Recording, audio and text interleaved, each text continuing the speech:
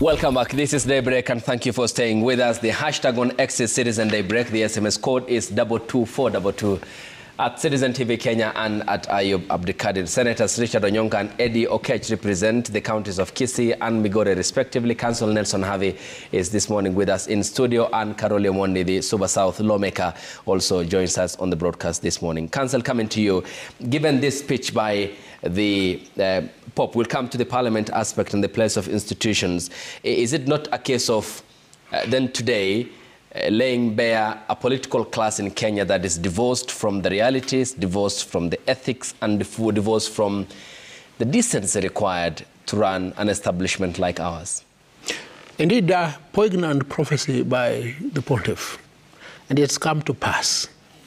But what I want to emphasize, and what every Kenyan voter must take into account, the summary from the Pontiff's speech then, which was prophetic, is this. For leadership, the fear of God and the respect for the rule of law is fundamental. And coming close home, look at the events that culminated in the 25th of June 2024 takeover of Parliament. It is because the people had come to the conclusion, rightfully so, that there was no fear of God or respect for the rule of law by their leadership in all ranks. And I must say, in Parliament, in the judiciary, and the executive. That is the fundamental issue. And for us to move forward, for us to give effect to the legacy of Pope Francis, we must address those two issues: the fear of God and the respect for the rule of law. If any leader comes here and has fallen short of those two requirements, then the responsibility is on the Kenyan voter to seek how best to address that issue. And that's a granted constitutional pathway, is it, to grant the Kenyan voter the opportunity to vote? But then ideally, how can that happen? Because the installation happens at the ballot, and there are instances where institutions won against the election of some players within the political establishment, given their credibility track record, but still they end up being granted that opportunity by the public. Don't they also bear a share of the blame? They do bear the share of blame. Yesterday I spoke about this thing, the weak candidate versus the weak voter. And this discussion prevails all over. In fact, Karoli, you were privy to a discussion when somebody was telling you, oh, lakini huyu Kalonzo ako na nguvu ya kupigana na William. You understand? And it's a false construct. And that is the reason as to why we keep on insisting. Those who do not have the wherewithal, the information capacity to make well thought out decisions on the ballot must of necessity listen. And when they listen, they'll see the propriety of entrenching a culture of self-awareness when you go to the ballot. It cannot be that it is a candidate who is weak and it's a candidate who is strong. It's you, the voter, who is either weak or strong. Let me expand this argument. You see, for an appointive office, the requirements are competence, qualification, and integrity. For an elective office is the volume of numbers. Ideally, anybody can be elected. But how would you get to the ballot? You must be nominated. It's a nominative process. And I've posed this argument. A nominative process is tantamount to selection. Ensure that by the time these people are on the ballot, they have been tested on those three competences. It all boils down to that.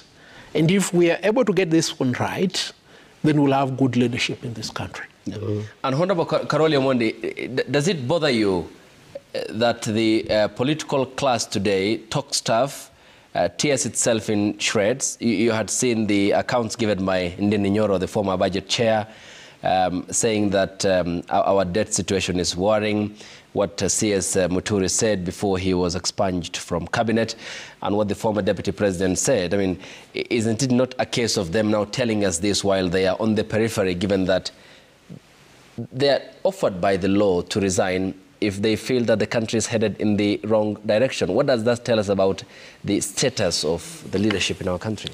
Ayub, I think generally across Africa, and Kenya in particular, there's been a slow erosion, but very consistent, of quality leadership. If you look at Africa, the countries that have had good governance, reasonable economic growth, had very good leadership at the beginning. Senegal had Leopold Sédar Senghor. Ivory Coast had Houphouët-Boigny. If you came to Botswana, we had Seretse Khama. If you went to Mauritius, Tanzania had Julius Nyerere, who's left a nation, not just a country, a nation. These were good leaders who embodied the good qualities of leadership. The countries that didn't have that advantage are struggling to date. There's been that problem across board. Actually, at 10 today, I'll be appearing before the Education Committee because I'm proposing something called nationhood science as a mandatory subject to be taught from kindergarten all the way to university, to give life to our national values under Article 10, under Chapter 12, the national values and principles that we have as a country. Countries that have that kind of education, Singapore is one of them, Sweden, you find they are very orderly. The citizens, the leadership understands what their roles are. Today in Kenya, every young person wants to be a politician. Not that they see it as a calling or that they believe they have something useful to offer. They see it as a lifestyle. Kenyan leaders have become careerists. There are people who, this is the pathway to some social status, to make money. It is not about service. And a lot of politicians, when you talk to them, they'll tell you about something called self-interest. And they'll quote to you Machiavelli, political philosophy of 15th century, when democratic rule was not the norm. They are not telling you that leadership should be about the greatest good for the greatest number, which is public interest. So what we need in this country is a complete reorientation. We have people in positions of authority who don't deserve to be there. And political parties have to carry this blame. If you look at the quality of leaders in parliament or in National Assembly or in political parties, in the political space generally, who have been midwifed through political parties, it is wanting. It is wanting. And we don't have to pretend about it. There's a problem. And even Kenya today, if you analyze the position of Kenya, even regionally, diplomatically, we are on a decline. We are on a decline as a country. But you will see this very clearly in the quality of the type of leaders that we have.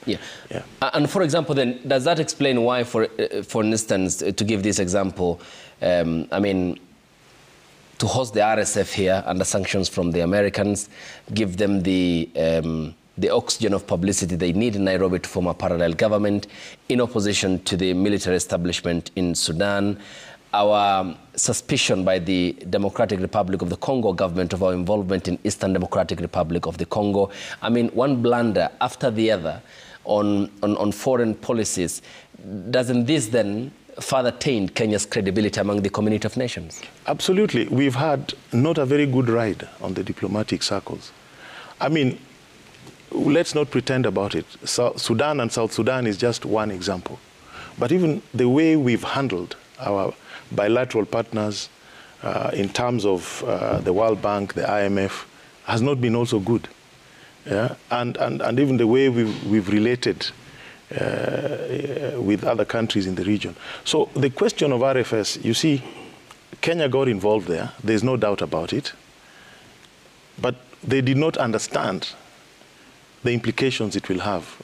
Because it was, my understanding of it is, because of UAE, the influence that UAE was exerting on Kenya.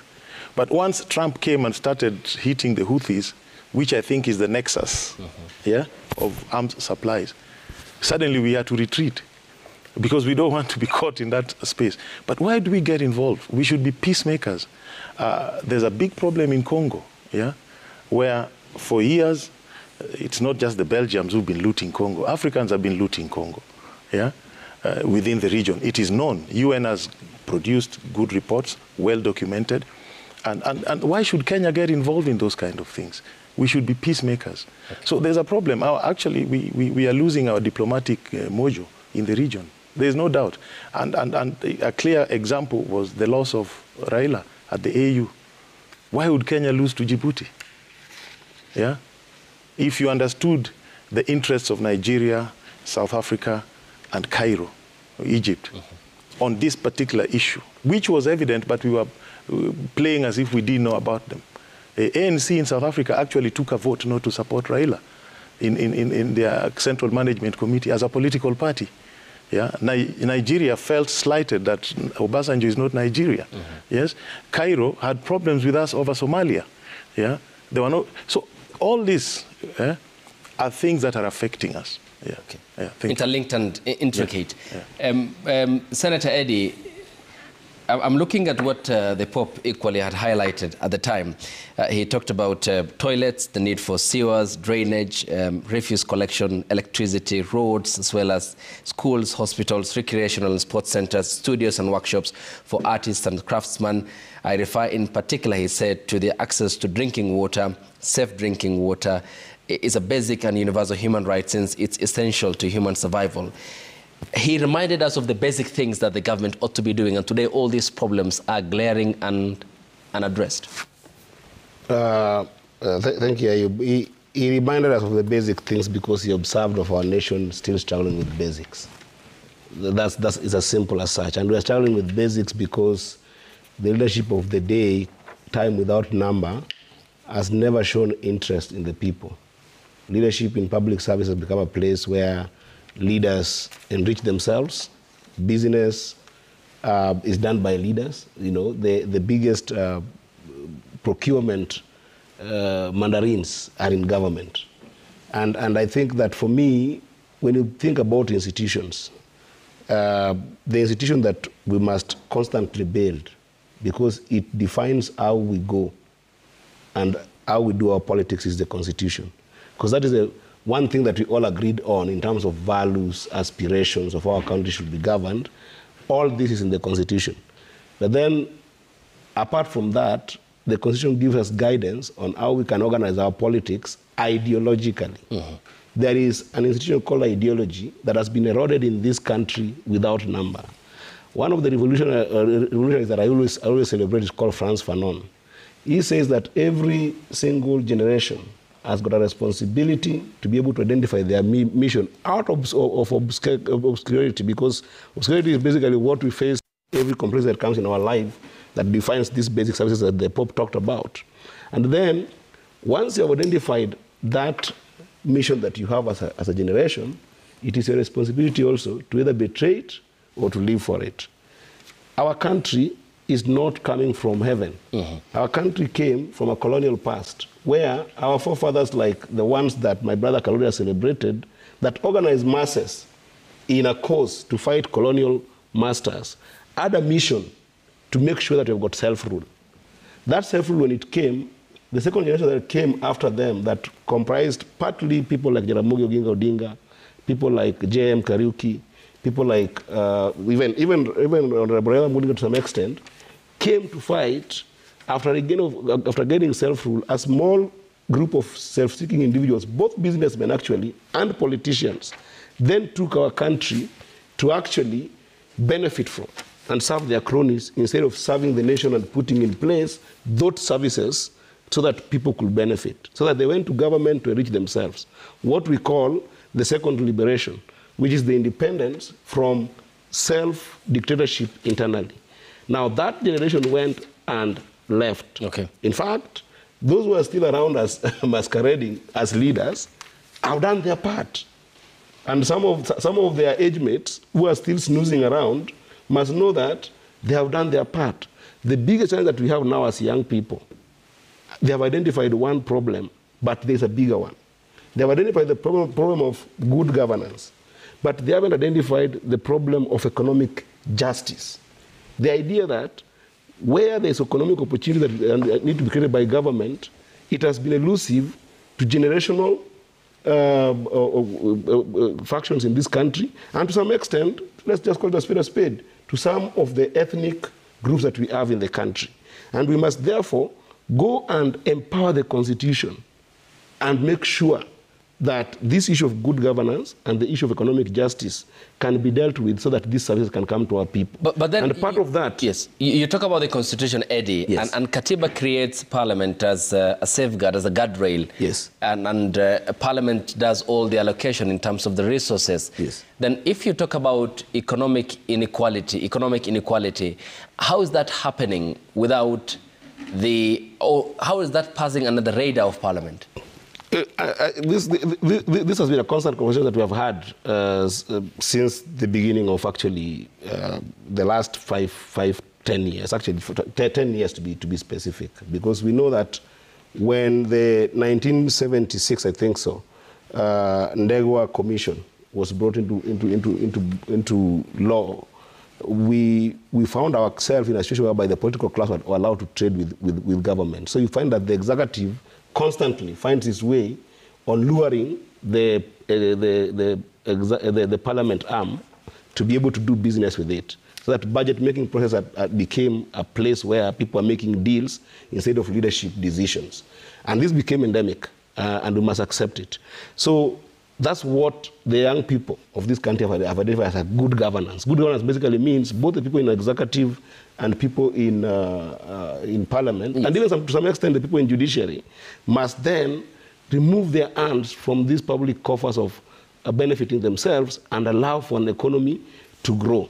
And we've seen this with even individuals. The danger that we are in, Ayub, now is that the people who are snoozing and masquerading as leaders among us have grown. Are you one? Who are the people who are masquerading as leaders, Eddie?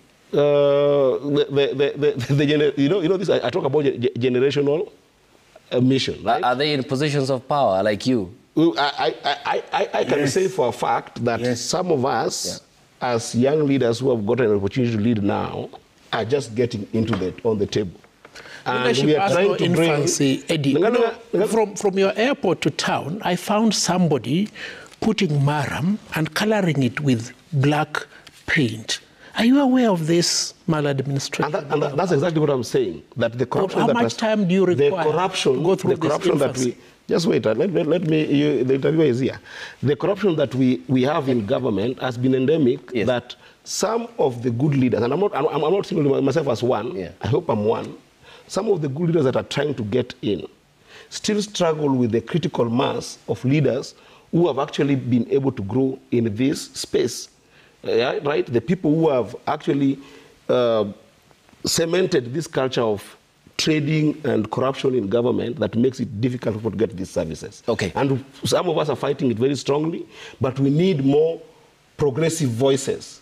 Even Avi, I'm telling you that if you feel like your progressive voices, keep on fighting until you get in there, because I can tell you, Avi, inside there are serious mandarins who have grown out of this system, that fighting them is not a one-person job. Yes. It's a many blow the wind job. from inside. So and we need critical mass. I understand it. Yes, Senator. I have sat here and listened to my brothers, and I'm actually intently enjoying this conversation. I've listened to what Honorable Karoli has discussed in terms of the bill. My brother, thank you. A day ago, I was on some X Space, and I listened to various people, and they were basically discussing what has actually happened to us. Then the normal discussions which were taking place on that space were that the truth is we have a system that is broken. Yeah. The basic tenets of good management and good governance, we have literally destroyed all that. And the description that has been given about this number, and Monica Rowley brought it, this number of politicians who come into office, basically we have no ideology, all right? So we are coming into office, and the agenda for that is, if you look at how we have broken the system, our job is to basically do business. Mm. Yep. And we have then moved in, and if you look at each and every single thing that takes place in our country today, you wonder whether people actually believe in God or whether they ever go to church. Okay. Because we are in spaces as a people right now, we do not care. I don't know what our values are. You have Kenyans who are wondering what is wrong with us who are voted for. I'm sure Senior Counsel Harvey believes most of us in those offices are half mad. Scoundrels. All right, and why is that so? The way we behave, you look at our nature, you look at the way we carry ourselves, it is despicable. And yet, every Sunday, every Saturday, what do? We then go to church to go and pray to God, but obviously it's where they want us now to take the money, which we have, of course, gotten out of government. Then we want these people who we are giving 20 million or 15 million or 5 million, whatever the amount is. That is what the big issue is about going to church. All right? I went to St. Mary's Yala. That school changed me because they had Catholic tenets. I knew I went to church on Sunday and I read the Bible. I was losing it because the father had to insist that my readings for every week were there. The culture, the nature, my behavior was nearly predetermined. And then what have we done? We've just dismantled all the guardrails which are supposed to control our behavior. Then you expect that the people you're picking as leaders, once you've removed all those guardrails, for you to be a leader, you had to marry. For you to be a leader, you at least had to have done something. People should either, you had a job, you had a small business, you had a record. For you to be a leader, your character was important. How do you behave in public? How do you behave in your house? For you to be a leader, family had to be looked at. How do you treat your relatives, your friends? These days, nobody cares. Today, somebody will be caught with a scandal. He's selling gold, which is fake, and that gold is... and the story ends. Okay. So where is the place of institutions here, Counsel Harvey? Parliament, to be specific. Look, we've reached that prophecy by my teacher, Professor PLO Lumumba. We have a bad executive, we have a bad legislature, and we have a bad judiciary. That's the picture, and a sad picture. And I'll pick two examples. Yesterday, I listened to Major General Paul Kagame, and he spoke about this. We have in Africa leaders who get into office to steal from the people, to enrich themselves. And that's exactly what is happening the government of the Republic of Kenya. And it's not that we don't have resources. We raise a lot of revenue in this country. In fact, we have more than is enough. But where do we channel these resources? Let me pick from what Francis said when he was here. And he's the pontiff, the leader of the biggest religious community in the world. Did he ever speak about raising funds to build churches? No. He talked about water, sewerage, education, and healthcare, because these are fundamental to a free nation. But what do we do? How can we? And Eddie, I hope you're not in one of those entourages that go to places every Sunday to raise funds to build churches.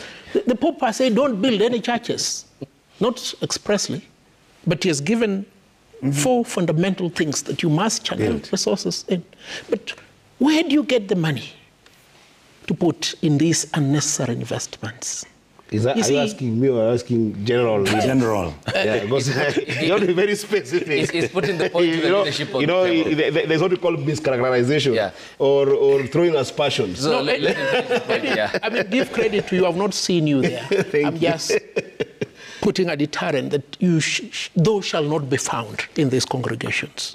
And if there is any congregation where you shall be found, and feel free to invite me. I come, we raise monies for water, sewerage, education, and healthcare. We must do this. You understand? Even yesterday, I don't need to grow. And then another example must speak. I should invite him. No, I'm inviting him because I have a number of them. So I'll invite him. And we need to go with you from the airport to town and kick these mandarins, these condrails who are putting maram on the road, a tarmac road. There's a Kenha road. They are putting maram and painting it black. Who does that? Go to Kiambu, they're building roads. Go to Nyandarua, they're building roads. Go to Elgeyo Marakwet, they're building roads. You understand? We are medieval. We shouldn't allow this in Western Kenya, and Luo Nyanza in particular. The other example was by Joseph Kabila. He was asked when he landed in Goma, what do you think is the problem? And he said, you see, if you are weak, then the problem is with you. It cannot be with your neighbor. You understand? We have a weak culture. This is what Senator Onyonka, Eddie, and my uncle here, Karoli Omondi, has been talking about. We need to inculcate this culture from the beginning. Okay. Uncle, I don't know what we can do about this CBC, because they want to remove mathematics. I think they removed CRE, they removed RE, they removed civic education, they removed geography. How will these kids even know where to go or how to compute time without mathematics, without geography? But fundamentally, when it comes to good governance, it must start at the basic, the values, the ones that you are taught. Yes. At the most elementary level. Okay. And they will be ingrained in you so that by the time you're making an elective choice, yourself as the voter or yourself as the candidate, you know what is good for the greater public, the utilitarian value of doing good. Okay, and Honorable Karoli Omondi, just those things are very basic. Before you go, yes, I need to also. He's brought a wonderful point. I wanted to say, He's my woman, allow him to blow. I think as Christians, we actually need to begin to understand, for example, what is it the Muslim community is doing differently from the Christian community in Kenya? And these are issues that the Pope constantly said. What is it that we can understand? Look at what the Islamic community is doing, for example, in the madrasas. How are the kids taken through school, even when religion is really the foundation they're getting that prepares them now for tomorrow? I think that is so fundamental because we've lost it. Okay, yes, Honorable Karoli Omondi. Yeah, you see, the gold standard, I mean, I want to talk about youth leadership, but also economic justice. If you look at Kenya, the gold standard for youth leadership was Thomas Joseph Mboya. At 22, he had a political party. 27, he was chairing All Africa Conference. And I always encourage young people, when you want to get into the leadership space, have some examples you want to follow. Today, most of the young people I see, you have a very large group that are very passionate about their country, that are very involved, which is very encouraging. But then you have a small cohort who really fancy wearing three-piece suits, appearing on TV, and within no time they've been caught up in some funny issues. And you know, as Catholics, this is our year of Jubilee, and we call ourselves pilgrims of hope. There's hope. There's hope when you see these young people really engaged about their country, because the leadership has failed them. When we left university, we all got jobs. Nobody was without a job. Today, how many people can get out and get a job or be self-employed? We've taken the future of these people as leaders. There's been no leadership that is taking concrete steps to create a good future for these young people. But there's still hope. We should not give up. There's still hope. I believe very strongly that at some point, people will realize that get away from tribalism, get away from political parties that behave, I call them, he knows, Shakahola, like political cultists. He knows I have a lot of disdain for most political parties in this country and across Africa, because they are not serving democratic principles and creating this problem. But on economic justice, there's something we are doing in Parliament. I've introduced a bill amending the Public Finance Management Act. Okay, what is the intention? The bill is very simple, that in every budget, there will be an informative summary, sector by sector, of development expenditures by constituency. So that we will know if there's 175 billion for road sector, this is how it has been divided across the entire country. If there is 200 billion for water, this is how it has been divided.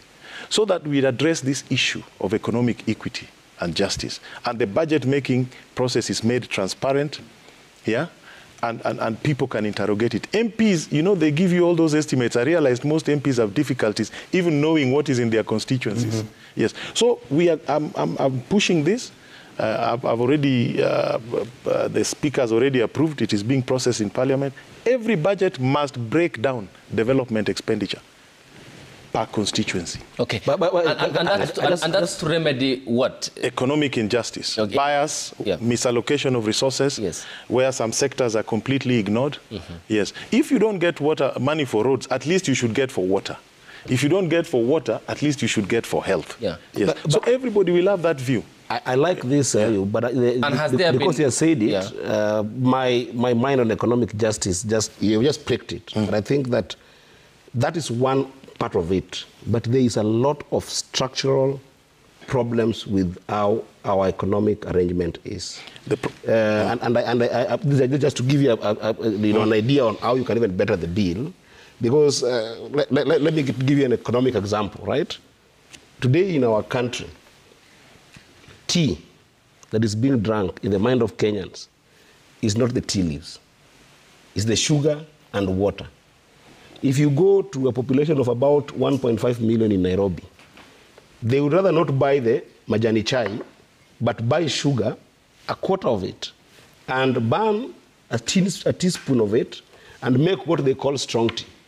Take it with ugali, and go to work. If you go to villages, they can't afford majani chai, but they will still take the same sugar and then use something called chung in the Luo. I don't know how we call it in other places. They roast it. They roast something that will just turn the color of the tea, but the sugar is fundamental. So by virtue of economics, you can argue that sugar is a bigger part of our economic structure. Then when you come to our national economics, 1 ton of tea goes for up to 35,000.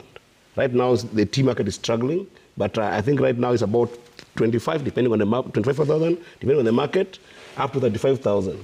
Yet when you go to the sugarcane industry, which now is a bigger community, Kisii, where he comes from, where I come from, where Avi comes from, in West, and even in Western, if you look at entirely, 1 ton of sugarcane is 5,000. How is that structure normal? I can go to even, because of time, I don't want to go into this, but I can even go to where Senator Nyonga comes from, where all Mandizi, the bananas come from. If you go to Carrefour today, 1 kg of sweet potato goes for about 188 shillings. And if you go to zucchini, it goes about 150 shillings. Do you know where that sweet potato has come from? It is imported. But where Onyonga comes from, which is more better sweet potato from local area, when it comes to our markets, do you know how much it goes for? It goes for 50 shillings.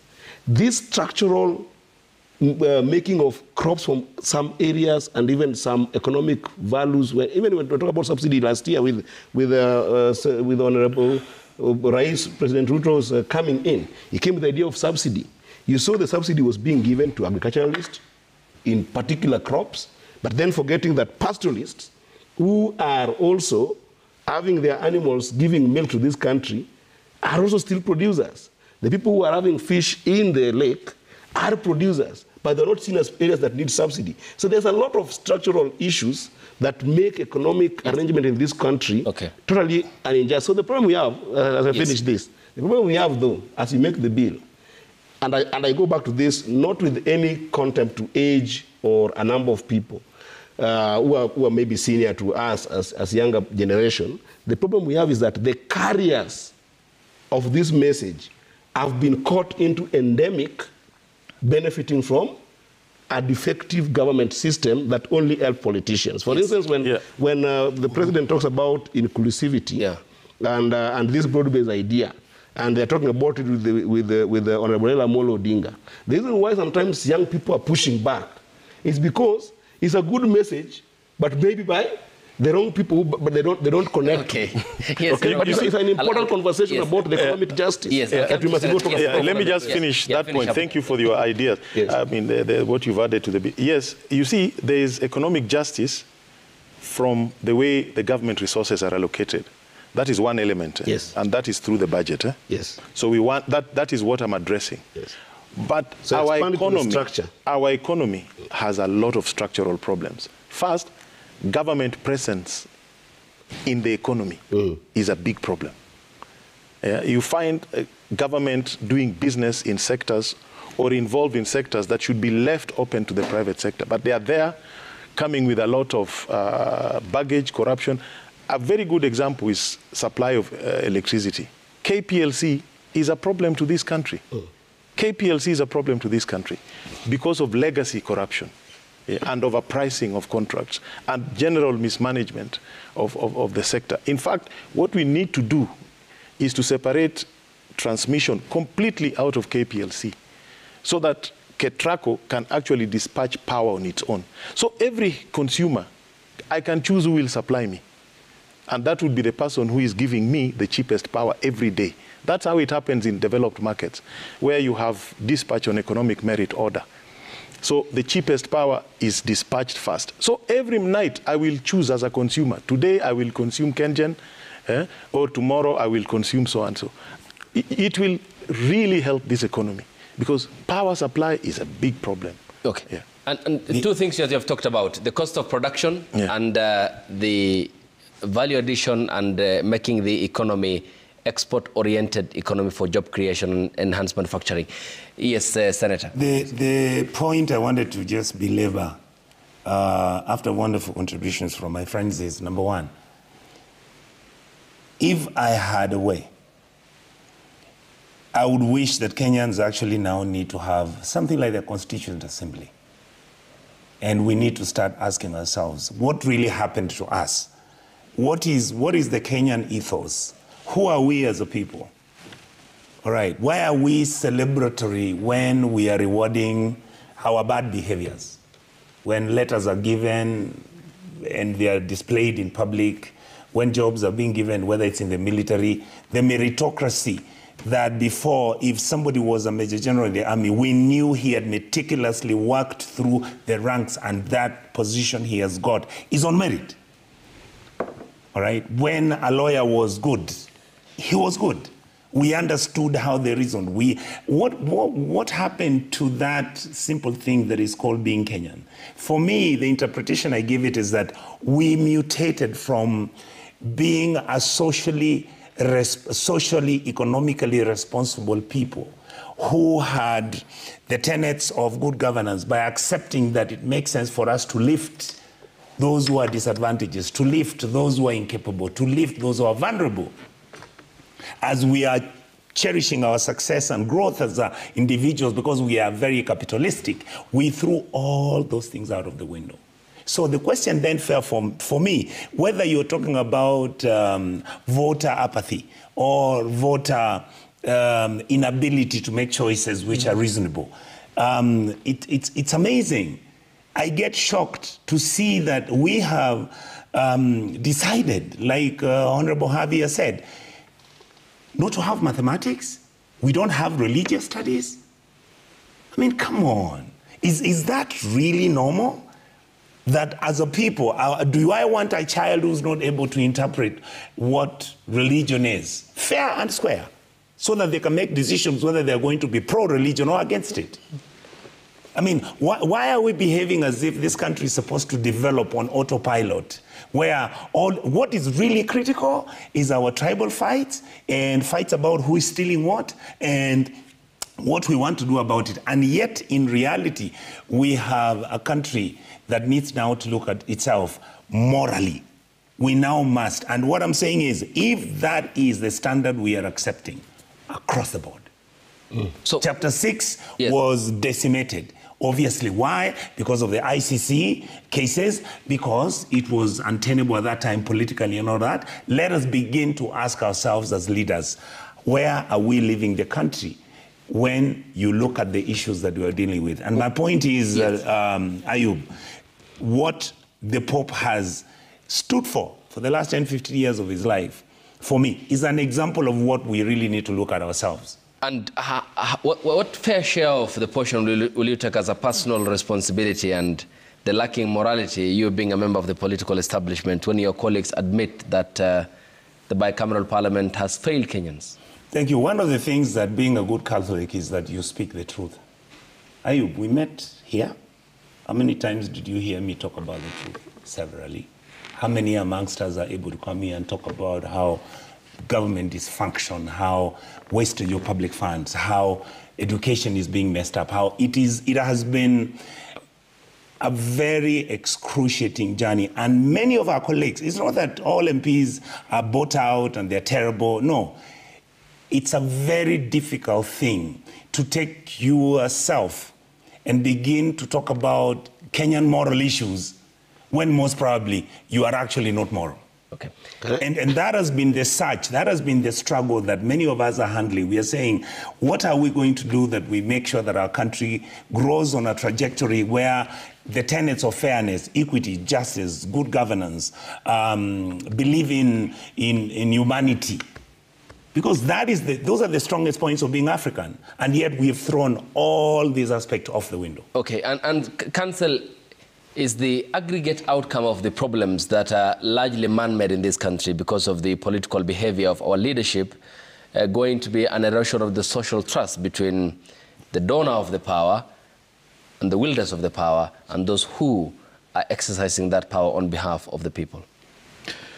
You know, the other day I was thinking, how did we end up here? In 2010, there were individuals who were categorical. They did not want the new constitution. And subsequent to the promulgation of the constitution, they have governed this country. That is the problem. So you're talking about the president? That's the problem, Ayub. And see, having identified the problem and gathered the convergence of thoughts from my colleagues here, that what we need now is to fix the primordial question. And by fixing it, we need somebody who has the fear of God and the respect for the rule of law. All these people agree. So if, friends, we agree on that premise, can we now sort out this thing? We need the people to register to vote. We need to have a credible person as the chief executive of this country. And if I sound like a broken record, Richard, I want to convince you, Karoli, I want to convince you, Eddie, I want to convince you that we need now to have Maraga as the President of the Republic of Kenya. Iko shida hapo. That is subject to of course, it was an ambush, and you know, Honorable Harvey is being cheeky.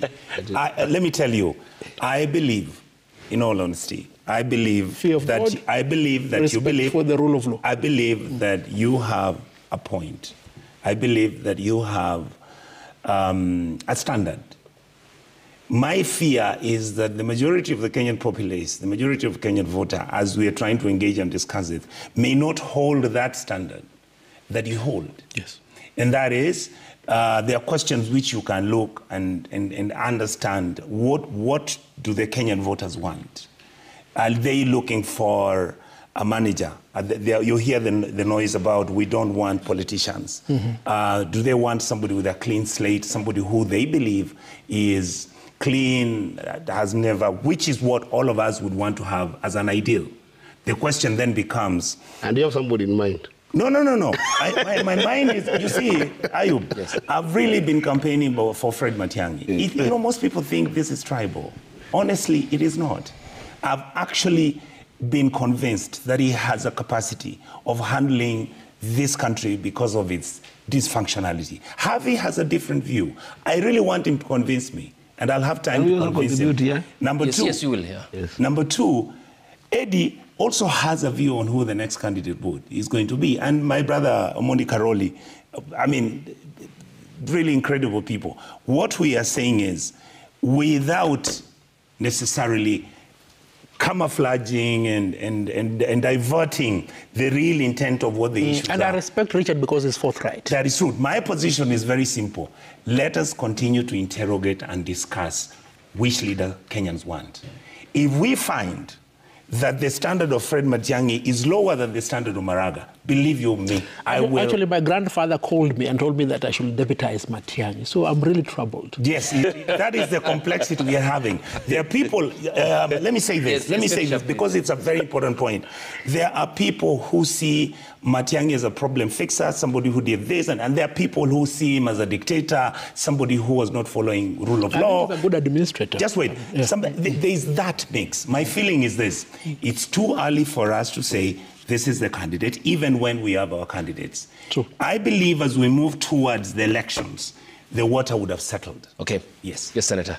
You know, And I don't like, because I've been given privilege by the people of Bigori sometimes to sit on these tables as a senator. So I don't like to see myself always as a youth, young person. And that Na wewe ni mzee, wewe si youth. Ngoja tu. Tukutafutie bibi karibu tatu. Nyamazi tu. But I must say that our country is in danger. Because the young people, because of what you said, Ayub, they have lost trust with the political class of the day.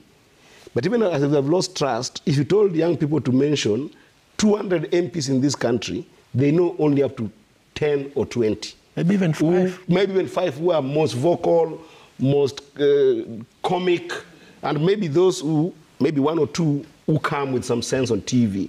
They don't know how good some leaders are within parliament that are struggling with this concept. Okay, so sometimes it can remove some good leaders out of this. And the danger of this is this. What my brother, Senator Onyonga, said, that where did the problem or the rain start beating us? I don't think that the rain started beating us in all this complex jargon we're talking about. I think that the problem that we have had is where you talked about basic needs. Because of this lack of basic needs, I am telling you, because this has frustrated me so many times, our politics is based on buying the people. Let's face it. Let's face it. Our people in the village, for instance, if a lady gets 100 shillings, it might look like a little money for perhaps you might afford a Serena meal, but our lady in the village will divide 100 shillings into aspirin for their children, magadi for cooking some kind of mboga. Yes. A pencil for their children. Some even divide it to buy even cooking fat and still buy omena for their children. With a spoon. Then when you have got people who their character is questionable, maybe they've gotten their wealth through drug deals, bad manners, bad things, and they're able to put just 100 shillings in the pocket of the voter, they compromise our entire electoral process. It's a reality that most people will not tell you, my friend, and therefore the problem is the people with the worst behavior in this country get rewarded as leaders to make decisions about all this complexity. We must go back and do reflection. And I'm finishing this because of my brother here. You're basing that on the... What I've seen. Electorate. Yes, electorate has been fickle and compromised because the political class based on their poverty, thrives on their poverty. What then happens? Because this is the majority. What then happens in other setups like the United States where that isn't the case? I want to defend because the basics. But ideally they gave unto themselves. The basics there were sorted 200 years ago. Can I finish the question then? Yes. If the basic systems were clearly sought out, how did they end up with a convicted felon at the White House? That is a whole different problem of white supremacists and a different complex problem of a larger ethnic group. I think there are many Kenyans in the US. That's why. And I don't want to go deeper into that. But this Can I get just a minute? Just a minute, because I was finishing my thought. Okay, yes. My thought was this: there are leaders who have thrived on these bad manners that actually we must be able to interrogate and perhaps not even talk about them. With respect to what Matiang'i has been talked about here, yes. If I just give me 30 seconds. Yes. In 2018, because we forget because of this fight for basic needs, in 2018 when Raila Amolo Odinga was struggling to do a mock swearing in, which was also criticized to be something else, the media was closed. The three of you were closed for a number of days and called public menace. In that 2018, the court orders were given in this country so that the media could be reopened. In that same year, you talked about abduction when you were starting. Abduction did not start yesterday. In that year, abductions were rampant. In fact, by 2022 early, if you remember, 122 people had disappeared and remember the stories of Rivayala that came about. All right. All this happened under the watch of the same Yes. Matiang'i. Senator, you'll make your point. Allow me to... Constitution was actually... We have Ayub, I would like to ask my brother, Eddie. Just wait. Let me just finish my thought. I'll give you time. Eddie. So me, the courage that I wanted is that this man, my brother, who have seen fighting for this country, who have seen saying the truth, even when Adani was here, he was the one single guitar man who was talking about Adani, who has been a senator and has been a leader for 25 years. Why can't we wish him the courage to take the mantle and go and run for presidency? And don't masquerade about people who have also violated the same kind of constitution. I hold you. Let me come to the defense. No, just wait. Let me come. I'll support you. Let me come to the defense of the electorate. It is true, Ayub, that they've lost confidence in the political class. The trust is not there. But the electorate follow their leaders. This I've observed. Even if you study history, when there's good leadership, the electorate follows the traits of the leaders. When you have poor leadership, people who lie, who cheat, who con, people think that is the way forward. In my constituency, we had a lot of clan dynamics, clan issues. And I used to tell them, don't vote for me because I'm from your clan. And don't deny me the vote because I'm not from your clan. That's true. My constituency manager is a Kisii in Suba because he was born and raised there. Yeah, even the CDF manager, I specifically asked that somebody other than a Luo be sent there. He's from Meru. And the people don't have a problem with these guys. Yeah, people don't have a problem with them. They've worked now 2.5 years. They're happy because people follow what their leader does. So let's not blame the electorate, that they are the ones making the wrong choices.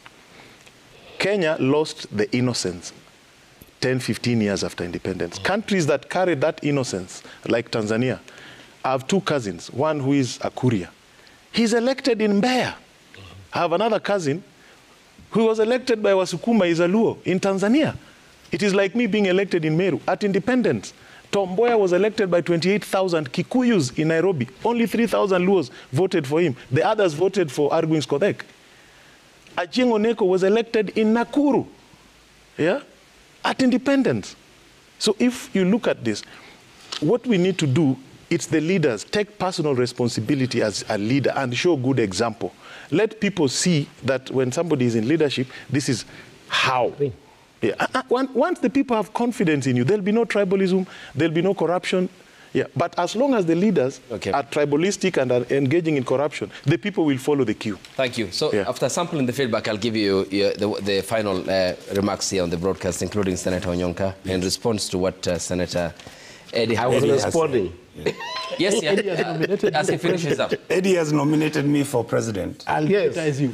You are much will better. Deputize me. Yes, you and Avi. Eddie, Avi have got some cobwebs. Eddie, but we can talk about them on the side. Eddie, you are coming nicely. Keep coming. So the hashtag on Next is Citizen Daybreak. The SMS code is 22422 at Citizen TV Kenya and at Ayub Abdikadir. Here is what you are saying on X. Shortly we'll be having that up here. At least see what you have sent us here in the course of the broadcast. And the first one is from Engineer Lazaro. He says, for Kenya to grow economically, this is coming up, we must, he said, do away with issues such as negative ethnicity and corruption. Tribalism and corruption are some of them holding back the country and hindering our delivery, according to the first feedback from Engineer Lazaro.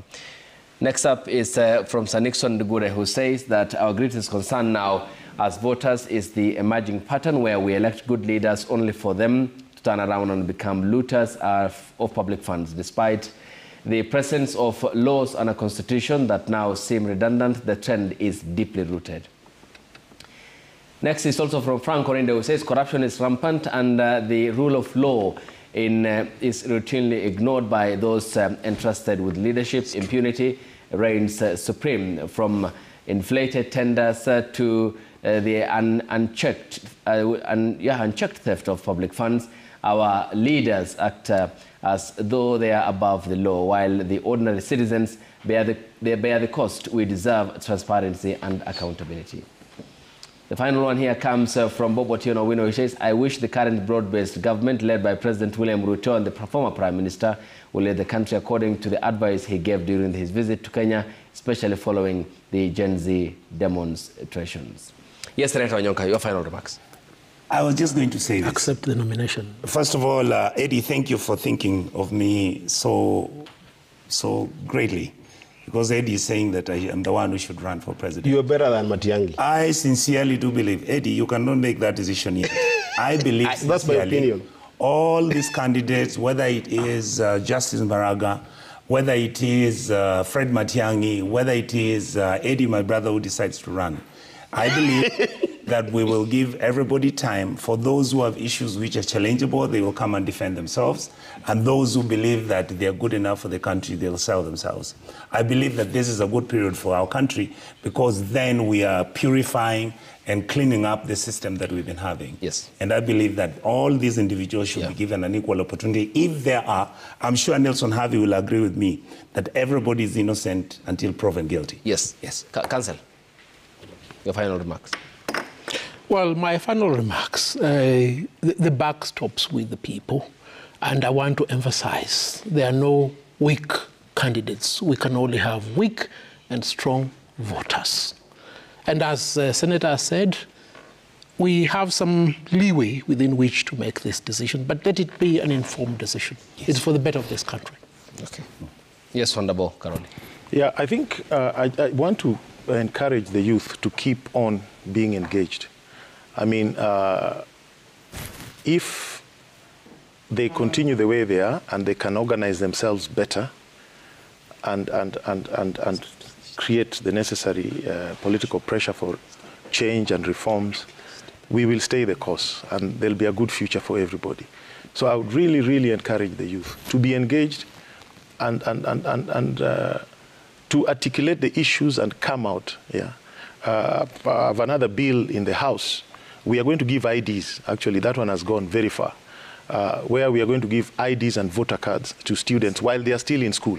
Wonderful. For free. Wonderful. Yes, this will really empower them. Yeah, I think it will be passed in the next few months. Yeah. Yeah. But high school? From high school. Okay. Yeah. When you are in high school. Working legislators. Yes. You understand? Yes. We'll give them three. ID cards, voter cards, everything, while in high school. Yes. In the month of August, 6 months before they turn 18, or if they'll turn 18 6 months later.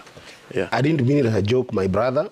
I believe in you more than I believe in Matiang'i, who even actually took Muiguna to exile twice, suspending the constitution. You are a better leader.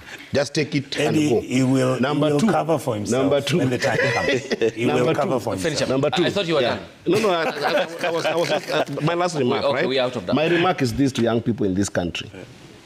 Your answer lies on leadership. Leadership, leadership, leadership. But you have also the biggest challenge of not rewarding bad manners.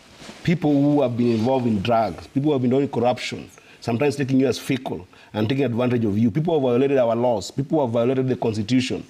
But because in a popular culture where headlines are given more prominence in social media and every places, and leadership is not a joke, it is not comedy, it is not populism. Leadership is a responsibility. Thank you. Invest in it, young people. Much appreciated. Senator Richard Onyonka, Kisii County, thanks for your time. Councillor Nelson Harvey, asante sana. Honorable Karoli Omondi, Suba South MP, and Senator Eddie Oketch, Migori County. Your time is all appreciated, gentlemen. Many thanks for your input here on the broadcast. And thanks to you too for waking up with us here on the broadcast. The hashtag as ever on X is Citizen Daybreak. The SMS code is 22422 at Citizen TV Kenya and at Ayub Abdikadir. Up next is Social Hour with Safin Achieng Owa. And we'll see you tomorrow morning here on the broadcast at the same time. Till then, good morning.